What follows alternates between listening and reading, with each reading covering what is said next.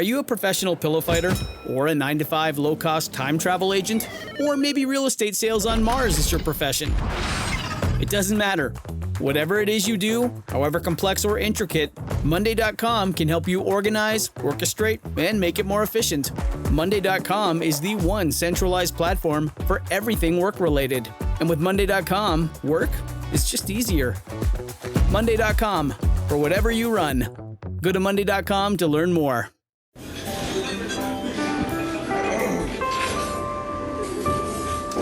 Well, I don't see the point in waiting any longer. So let's bring her out. The star attraction, the one you came to see. Ladies and gentlemen, the one, the only, Miss Judy Gold. Okay, this is a very special episode of Kill Me Now. Like, I can't even tell you how excited. I can't even I cannot believe it. Like, I get good guests, but like, this is fucking unbelievable. It's pretty good. No, now everyone, all the listeners, I just want you to know today's co-host is Gamey, my agent Gamey. Also known as Gagent. Gagent. He likes Gagent, but his name's Jamie, but I call him Gamey because he's... Well, the boys in 6th grade call me Gamey. So they did? Yes, it's really... Oh, all right. I'm sorry. I won't do that. I'll do Gagent. Thank you. Because that would be like you calling me Bigfoot. I would never do that. You got to talk in the mic. Sorry. Is this better? Yeah. Thank Sexy. You. Thank you. So... Gagent is here, and I love him, and he is the reason, oh my God, that we have this incredible actress, songstress. Is that how you say it? Songstress. I guess so. Yeah. And author. Yes. And author. And author. And author. Ladies and gentlemen, the amazing... Lorna Luft is here! Woo! Thank you. Now, Thank you. Lorna, just so you know, Okay. this is the Jew bell. I wondered. I've heard about Oh, that. you heard about it? Okay, Yes. so anything remotely Jewish. You know, I am my mother's daughter, as you are your mother's daughter. Right. And you have and continue to preserve your mother's legacy, and I do the same with the Jew bell. Great. Because that's all she's ever did was like we'd watch TV, and you know. And she had a bell? No, she would be like, we would be watching TV and anyone would come on. And she rang Like a if bell? you came on, she'd be like half Jewish. That's like, you know what I mean? Oh, okay. You know, converted. Like okay. Marilyn Monroe would come on, converted. You Oh. know, it was all Jewish, grandfather Jewish. You know, that was very proud to be a Jew. First of all, thank you. You and I worked together before. We did with We- what that with- benefit. Yeah, we did a benefit together Did I do and that? with Meredith Patterson. And she's a friend of yours. Yes. And we did a benefit together, and that's when I first met you. And were you like, oh my God, she's so annoying? No. Oh, all right, good. She said you were nice. No, I said- really? No, I said you were very, very nice. Oh, thank you, Lorna Luft. Wait, you get a half a ring. Okay. So, Lorna, I like to start at the very beginning. You are the daughter of Sydney Luft. Yes. Wait, that didn't. Fuck. That's a fool. He gets a full one. And someone named Judy Garland. Yes. And but you're your own person. I have to say that because Thank you. know you really. I was watching like old. I have to confess this. I watched an old interview. I think it was Merv Griffin, Oh, yeah? and it pissed me off so much because you were talking about. I think it was Grease 2. No, was it Grease 2? Could be. And I did how the show a lot. Yeah, so. and how you got it, you know, Yeah. and how all the shit you had to go through to get it, that you had to go back and, I had to audition a lot. yeah. Yeah. And he said, this really pissed me off. He said to you, you were talking about how you had to prepare for the audition, and he said, and you were dieting. Well, yeah. What? Yeah, that's what he Yeah. said.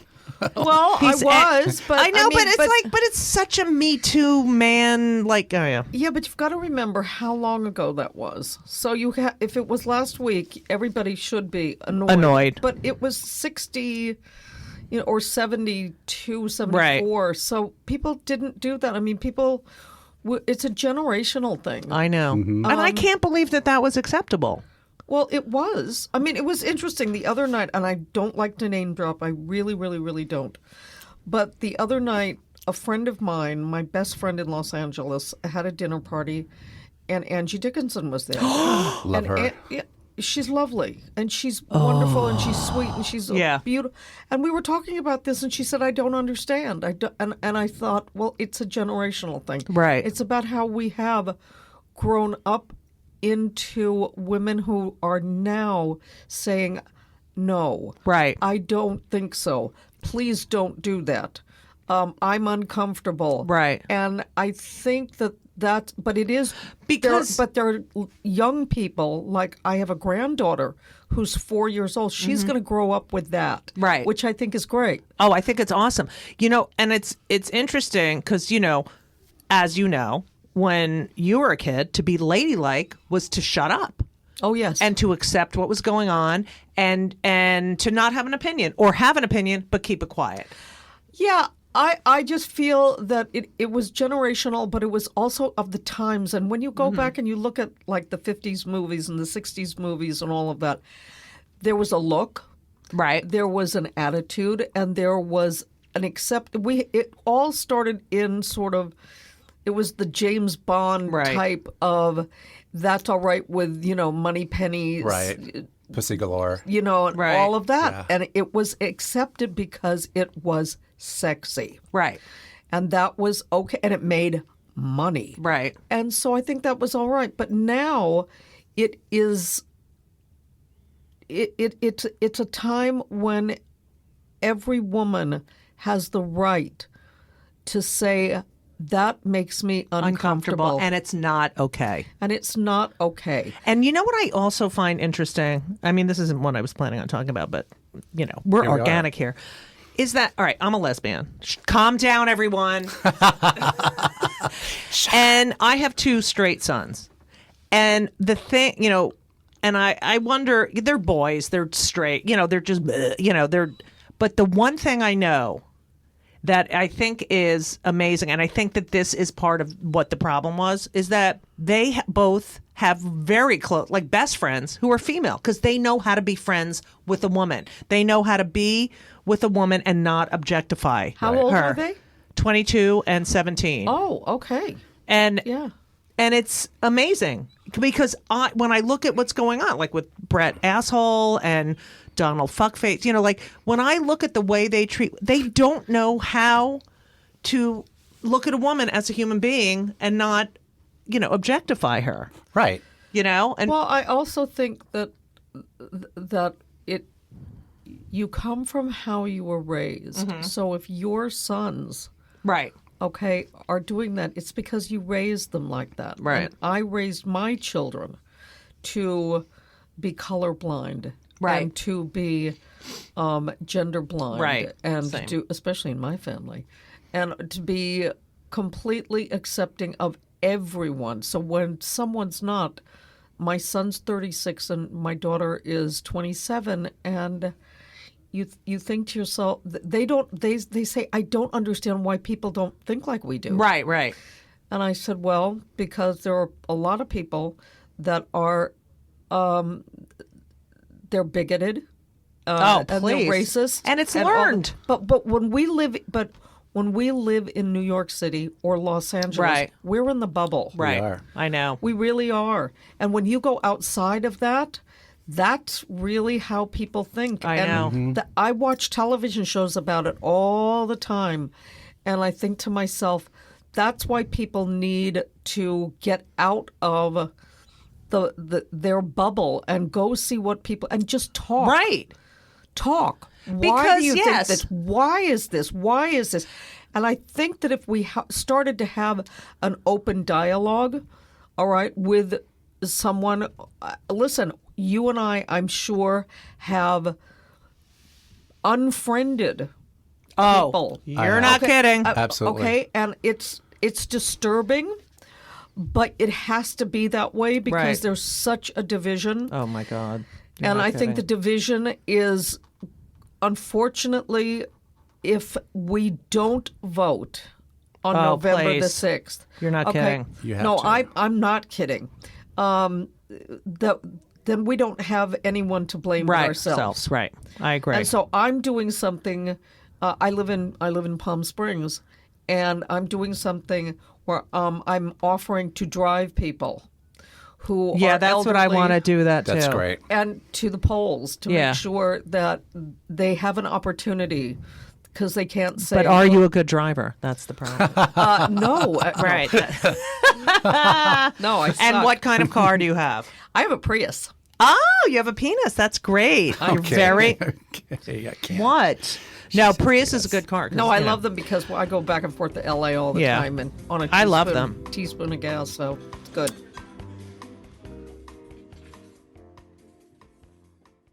This episode is brought to you by Progressive Insurance. Do you ever think about switching insurance companies to see if you could save some cash? Progressive makes it easy to see if you could save when you bundle your home and auto policies.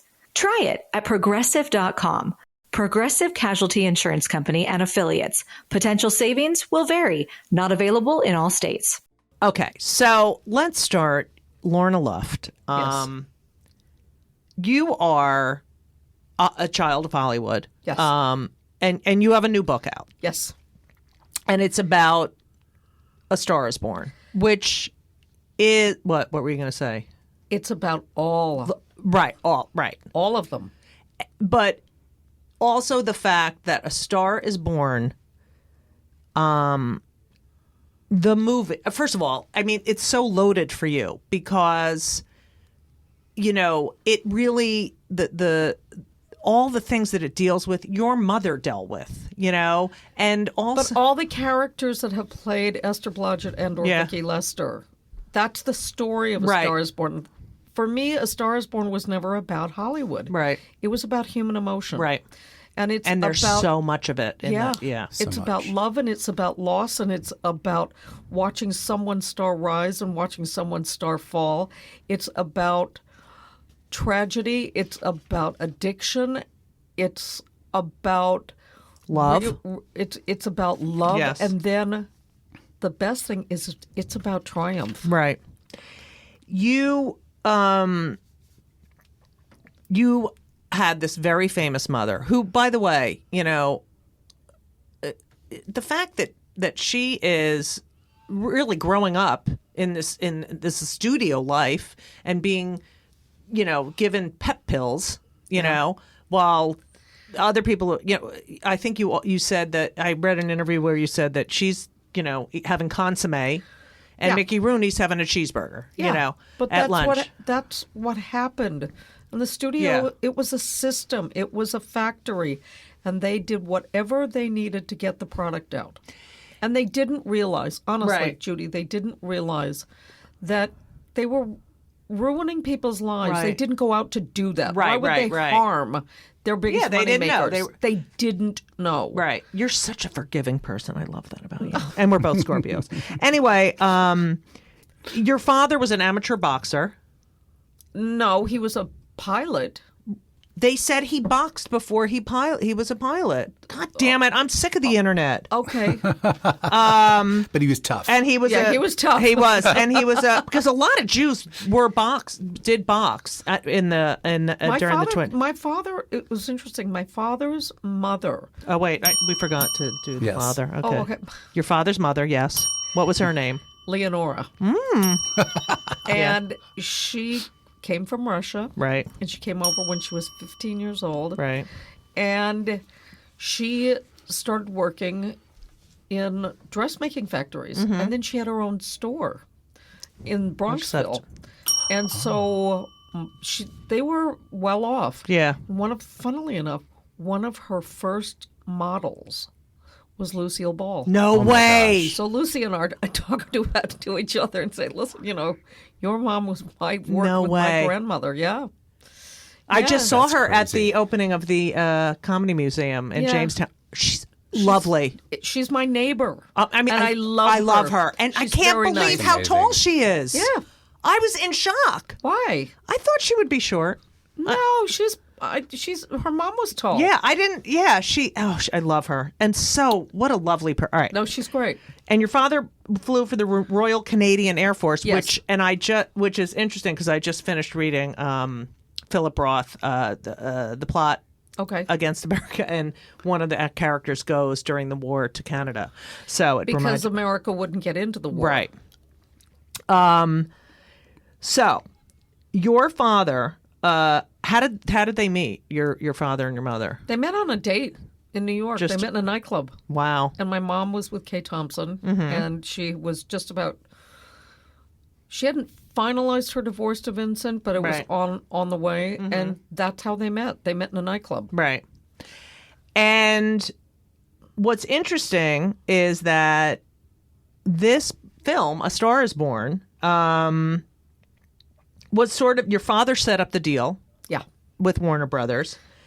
And your mother was a producer as well. Yes, she was. I mean, which is so unusual. Well, it was unusual, and they never gave credit to women. Right. And she was a producer, and that's what was so exciting for her, because she had left her home at MGM. She hadn't made a film, and she wanted to do something that she really could have control over. So she had seen the first movie of this story is a film called What Price Hollywood. Yes, I have that written down. And that was done in 1932. Right. And then the first A Star Is Born with Janet Gaynor and Frederick March was 37. And then my mom's was 54. Right. And then Streisand's was 74, and now the new one. So this story is interesting because it's being told for 87 years. Yeah. And amazing. the fact that you are so supportive of every one of them, and you're so not bitter, and you're just why like, would I be bitter? Because you know why? You're taking one of the great love stories Right. of all time and taking it into the future. I know. That's true. I wouldn't be like that. I know, but you're very emotionally healthy, because you know other people would be like, my mother's was the best. No. You know. No. That's that won't get you on this show. Right. She's smart. I've always felt that, you know, even when I started this book, I started it quite a while ago when they made the announcement that 10 years ago, right? almost, I think it's almost 10, that Clint Eastwood was going to do it with Beyonce. Right. Oh, that's right. And I had 700 photographs Yes. of A Star Is Born, but taken from the point of view from behind the cameras. Right. And no one had ever seen them. That's so cool. And I thought to myself, I need to share this. I need to put these in a book, and I need to share them. So I called my agent, Alan Nevins, and I said, Her literary agent. Literary agent. Yes. Yes, literary. Not her agent. agent. Yeah. And I said, look, I've got, what do you think?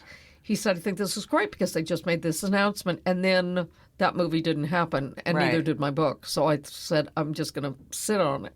And I sat for a long time. And the minute they announced Bradley Cooper and Lady Gaga, I called my agent and I said, remember that proposal? Drag it out of the files. Wow. Dust it off. Right.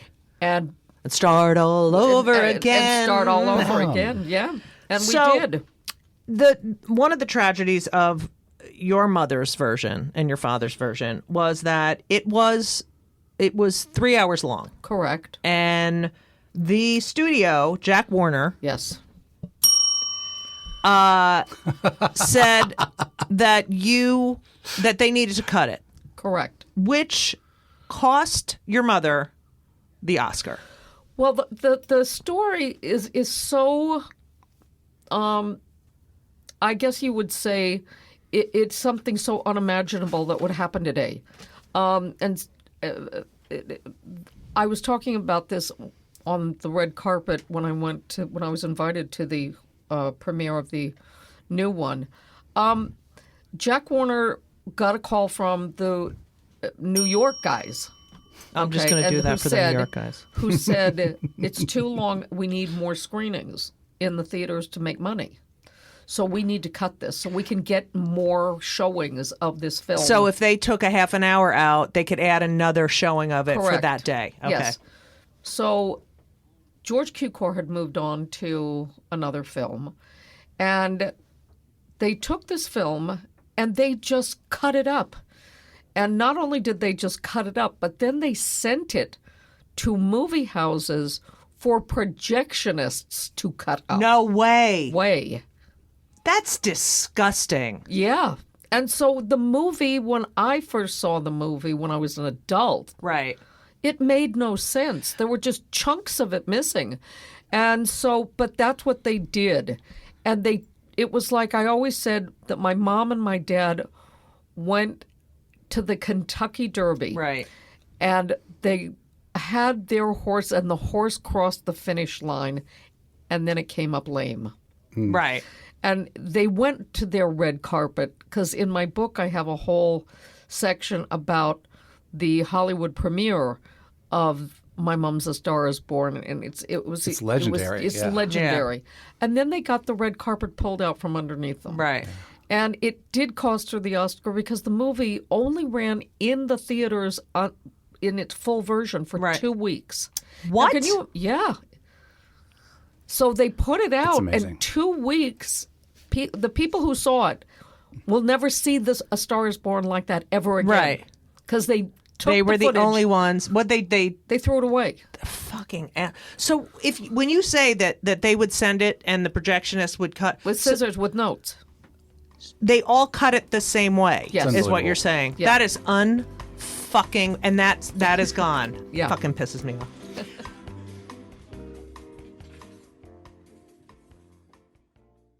This week's episode of It's Judy's Show with Judy Gold is sponsored by BetterHelp. And if you know me, which I think you do because you're listening to my podcast right now, you know that I am a big advocate for therapy. I think it benefits everyone. I think there's so many people who need it, who don't partake. It is so important for your emotional health and well-being. Therapy is fantastic. It is in every stretch of the imagination. And if you're thinking of starting therapy, please do it. But please give BetterHelp a try. It is entirely online. It's designed to be convenient. It's flexible. It suits your schedule. You fill out a brief questionnaire to get matched with a licensed therapist, and you can switch therapists anytime for no additional charge. I have switched therapists in my life. I've had many, many therapists, and sometimes it's not a great fit for you, but don't give up. Therapy is beneficial. You can learn about yourself, you can process, and just be emotionally healthy. I'm telling you, do it. BetterHelp is great because, when I used to schlep to my therapist's office, it was so annoying. You have to do it, and you sit there and you wait, and then I'm telling you, doing it online is fantastic. And BetterHelp is amazing. I know a lot of people who've used it. So if you're thinking about therapy, go to BetterHelp.com. Let the gratitude flow. This is Gratitude Month, people. So you need to let the gratitude flow with BetterHelp. Visit BetterHelp.com/JudyGold, JudyGold, today, and you will get 10% off your first month. That's BetterHelp, HELP.com/JudyGold. You're welcome. You're a little girl, and you grew up in Beverly Hills. Partially, yes. And here, I've read, articles where you say, my mom was my mom. She was a mom to me. But when did you know, oh my God, my mother is different? And we're not even talking different. Like, she's a fucking, I know. Yeah, the thing is that I didn't understand any of that until I guess I maybe was about 8, and I went to one of her concerts. Right. Okay. And watched an audience lose their minds. Right. And it was very odd. Like, I do remember Carnegie Hall, and I was young, and that was 63. And so to watch an adult carry on like that and scream and yell, stand up and try to reach for her, I found it all to be terrifying. Right, of course. It was scary for me. Right. But then I knew that she was not only different, but I was really lucky. Right. Because another positive. Yep. But that's that I you're was going to have to lucky touch me because before we leave. because I got to go to different countries. Right. I got to travel around. I got to go to different schools. I grew up a lot in the UK. We moved there when I was 8. Right. So I found myself, I was really, really fortunate to live like that. Right. And then when we came back to the States, and I would watch television shows, like for instance, something like Leave It to Beaver or something Right. like that, I thought they were very strange. I did. That's so great. I did. I thought, Right. why is she vacuuming in a dress? Right. And I thought, Why did she vacuum in a dress? why are they all know. sitting down at the table together? Right. I mean, what? How odd is Right. this? Because that's not the It was way. so foreign to you. It was so foreign to me. What And was it? I thought, that's really boring. Right. You're right. They're not in a limo. They're not getting rocked back and forth Right. by the fans. What was it like to walk down the street with her? We didn't. Wow. We didn't. I mean, we had to have stores closed off. I do remember when I was about maybe 14, we went to Disneyland, her first time. Right. Because she was never allowed to go. Right. She was always working. And it became such a mob scene, and people were just trying to grab at her. But we had a lovely, lovely sort of group of Disney people who worked at the park who surrounded her, and she went on every single ride. And she had more fun than we did. Do you Well, because we were a bit tired. And She Right. was like, let's go on this again. do you think because she lost so much of her childhood that She didn't have a child. right that I was trying to be, but that she did, since she didn't, that those kinds of experiences she really She loved- 150% She of like liked that part of being able to do something that she couldn't do when she was a kid. Do you think it made her a better mother because she didn't have that she wanted to make sure you No, I think because of the way, because she was raised by adults in show business. Right. Okay. She was raised by cameramen, and she was Right. raised by, I mean, that was her family. Right. The crew, The crew, on all yeah. on her films. Right. Okay. And the cast and the school that she went to on the lot, that was her childhood. And Right. those were the people who raised her. So she was so she had no tolerance at all for any kind of hatred, bigotry, racism. That's how I was raised. That is so amazing. I feel like Now, I heard a story. Okay. I don't know if this is true, but somebody did tell me this story. There's a lovely picture in my book of A Star Is Born, the 54 version, and there were two beautiful, very, very talented, I don't know if they were brother and sister or not, black kids doing Go Lose That Long Face with her. And I was told by someone that they weren't allowed to see the movie. are you fucking kidding me? I can't stand this country. But wait, don't say that. No, Right, wait, all right, don't I'm sorry. say that. Okay. But we have to understand that this country has gone through awful, I know. ugly. And it's going ugly. through ugly now. Yes, it is. It is going through ugly. Yeah.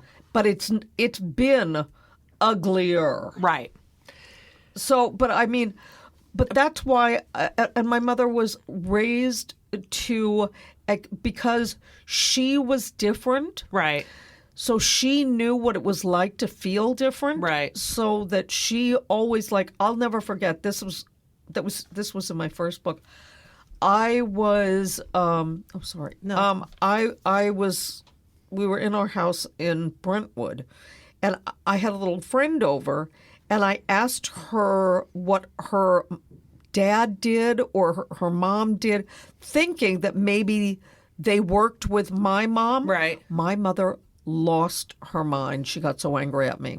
And she said, don't ever, ever, ever make anyone feel that they are, don't Less have it. than, yeah. Yeah, that they may not have it as good as we do. And I said, but I I love didn't, her. I didn't go out to do that. Right. She said, just by asking someone what they did or what they do, that might have hurt her feelings. Right. Oh, how the fact that she's so... Oh, she was... It's amazing. No, I mean, she was... That's how we grew up. That's how I grew up. That's how my amazing. children grew up. But, and that comes through her performances. When you see Some Over the Rainbow or any of her, it's that heart that really breaks through. There are tons of great performers. The thing is that I think my mother was truly one of the most honest and that comes from nothing but inside of you. Right. And you can't learn that. Right. And you felt like she was Betsy Booth or she was Dorothy Gale or she was, Esther Blodge because it was honest. Right. For her, it was a role. Totally. It wasn't her, but her honesty in her work came through when she was on a stage. That's where she was most honest. Right. Okay? Because she didn't have to deal with all the crap that went on off the stage. Right. Right. That's when she became overwhelmed and stressed out and all of that, as we all have. Because, I mean, look, this business is nuts and we have tax people and, mismanagement and rotten husbands and all of the things. And Judy's looking at me.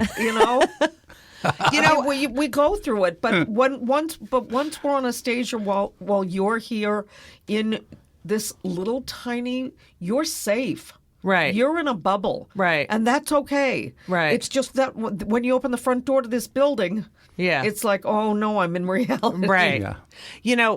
For gay people, your mother kind of reminds me because, for gay people who've been shunned or, we, especially of our generation, absolutely had to create our own families because so many of our families were not accepting. And it seems like your mother had that skill of creating a family wherever she went, that... Yeah, because that's what when she went from movie to movie to movie, they were her family. Right. Yeah. And it's such a great coping mechanism It was gypsy. Right. Yeah. We just went from theater to this to that. It's just a beautiful thing because you create these amazing relationships. I think so, but I think you have to be insanely smart about doing that and realizing as you get older, and now that I'm 65, I think to myself... I know. You look really good. Thank you. I think that you realize what matters. Right. And what are you going to tell your kids? Right. And that's why I wrote my first book. And I did the second one not only for my children and now my grandchildren, but I did it because I wanted people to see what it was like behind the scenes and all that. Because these movies are not just the pictures are not stock shots. These are pictures no one has ever seen of me, playing on the set and at 2 years old with George Cukor and James Mason. And James Mason's grandson, James Duke Mason, is a good friend of mine, and his mom is Belinda Carlisle. I love her. I love her. Yeah. I love her. Yeah, so that's and he's James handsome. Duke, and he's lovely, and and so both of us to have this new movie come out. That's amazing. It was extraordinary. So, you at age 11, you sing Santa Claus is Coming to Town. Yes. On your mother's Christmas special. Yes, I did. Guilty. It was fabulous. And Come on. It's iconic. Your voice is like so amazing. It's so amazing. And so here you are, age 11, and you're singing and do you remember? Yeah, of course I remember it. I'm about to work with Jack Jones again. Oh my God. Yeah. Yeah, in February. But did it change your life at all? No. It was the family business. Right.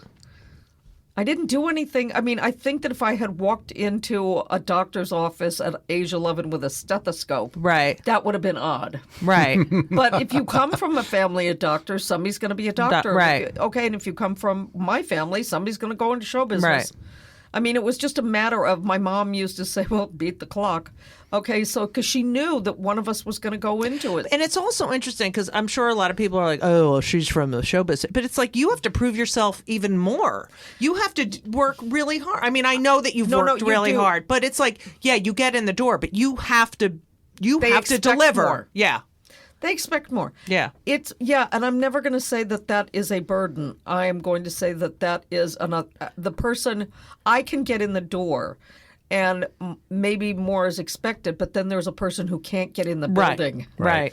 So She's show so positive. business. I can't. She's great. I know. You're amazing. Oh, thanks. So I know it's not the. No, I mean no, but it's not thank the you. Side But of I just find I find as I've grown older to really look at things and think, oh, instead of turn that into the glass is always going to be half full. Right. So yeah, I get angry and stuff like that about losing roles and all of that, and then when I find out that somebody else got it that is a friend, I think great, and then when it closes, like at intermission, I'm pretty happy. Yeah. We won't talk about which show we're talking about. We'll keep that.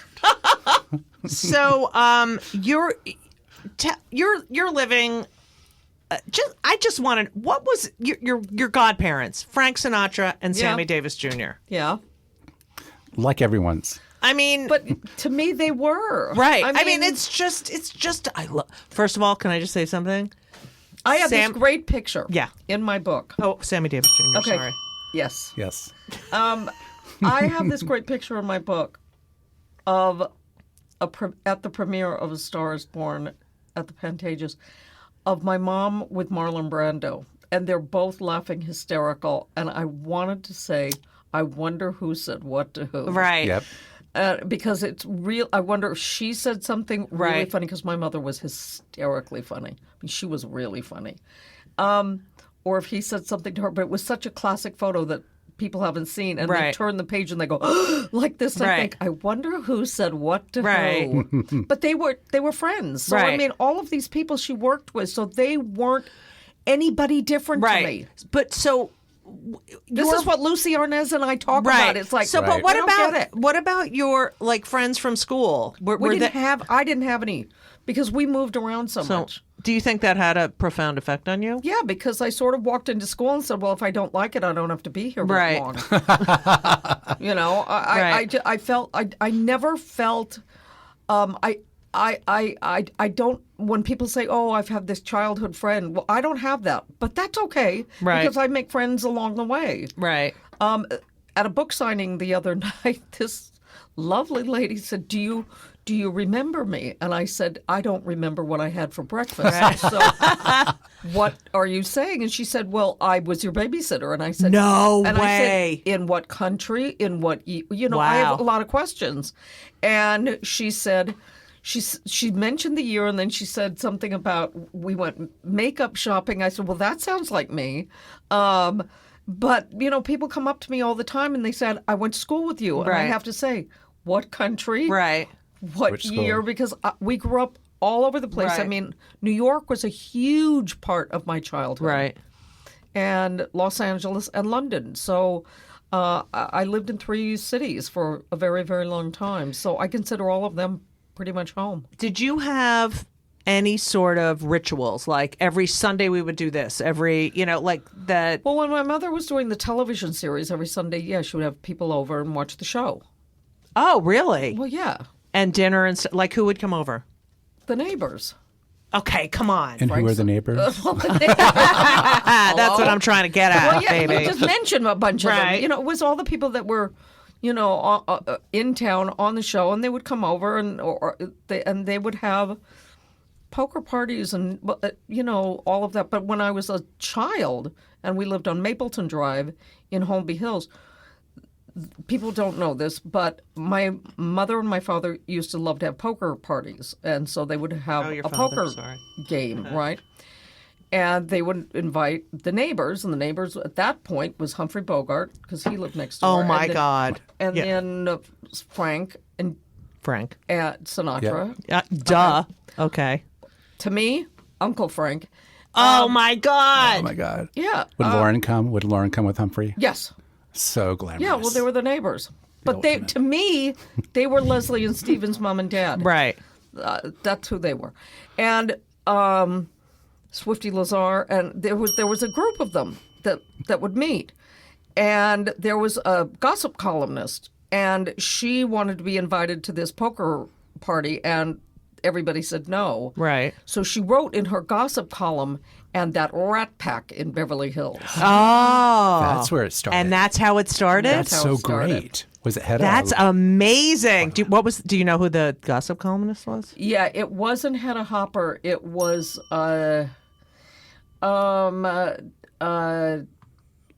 it Luella Parsons. Parsons, I think. yeah. Really? I'm so gay. think. I know that. Gayer than gay. Don't forget to tune in next week to Just Kill Me Now. Just kill me. Oh. Don't forget to turn for part 2 on Just Kill Me. No, it's not. It's Just Kill Me. No. Judy Gold's Just Kill Me. Just. Just Kill Me Now.